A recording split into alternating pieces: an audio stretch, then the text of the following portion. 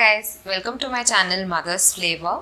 My name is Nikita and today's recipe is vegetable biryani. I'm sure you guys must have had or you must have come across vegetable biryani recipes a lot, but mine is slightly different. How different it is I'm using pressure cooker here, and it will happen relatively much sooner if you're using pressure cooker. So making biryani is a much easier process. To make vegetable biryani, we'll be needing following ingredients. Firstly, we'll be taking some basmati rice which I have soaked in water for about half an hour, and this is 1 cup in measurements. If you don't have time, you can avoid soaking it as well, but if you soak it, it cooks real soon. 1.5 tablespoon of ghee. You can use oil also. 1 potato which I've cut it into medium sizes like this. 7 to 8 beans and 2 small carrots. 1 cup of peas. You can use frozen or fresh ones. And half yellow capsicum which I have chopped again. 1 medium sized onion which I have chopped into big pieces like this. 1 tomato. About 5 cloves of garlic, 1 inch of ginger and 1 chili. The khada masalas, I am using 1 big bay leaf, 1 small piece of javitri and 1 inch of cinnamon, 1 star anise, 4 cloves and 4 cardamom or elaichi. 1 tablespoon of garam masala. Here you can use garam masala if you want to, or even you can use biryani masala if you want to. 1 teaspoon of shahi jeera. So firstly, in a mixer jar, we will add in all these khada masalas. In the khada masalas, I haven't added the bay leaf and the javitri. I have just added the other khada masalas. We'll also add in the onions, tomatoes, garlic and chili, everything. Now we'll blend this into our mixer jar and we'll make a nice fine paste of this. After making the paste, this is how the paste should look. Alright, so first to make the biryani, we'll heat a cooker. Once the cooker is heated, we'll add in the ghee. Immediately we'll add in the bay leaf and then the javitri and shahi jeera.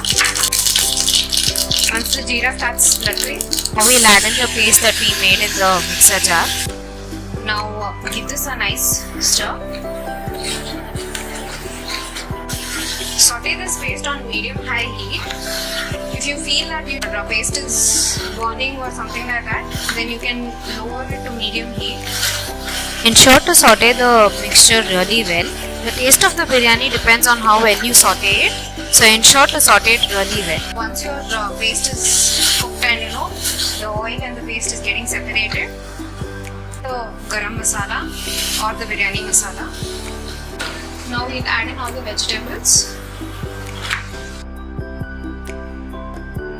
Saute the vegetables for about 2 minutes. After 2 minutes, now it's time to add water. Here I've measured my rice using this cup. So I will add about 1.75 cups of water using the similar cup. This will be 1 cup. 0.75 of this cup. Give it one nice mix. To mention in the ingredients, the major thing, that is salt. I add in salt to mix this. Turn your flame to high and let everything come to a boil. You can see the water has started boiling. So now we'll add in the rice. Give this a nice stir. So now we'll close this lid. We'll cook it on high flame for about 3 whistles and then we'll lower down the flame and then cook it on low flame for about 1 whistle.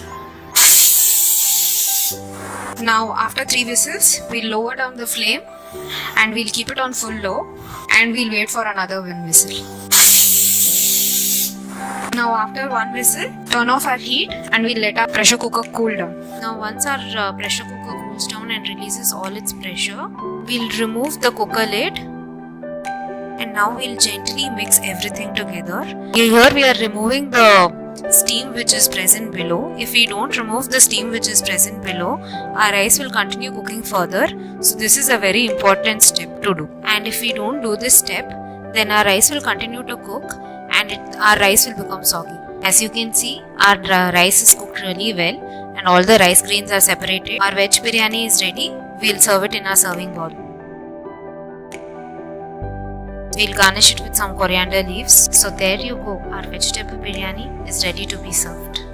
I hope you guys really enjoyed the video. If you really liked the video, then do hit the like button and also subscribe to my channel. And one more thing, do comment down below and let me know how the recipe is. Thank you.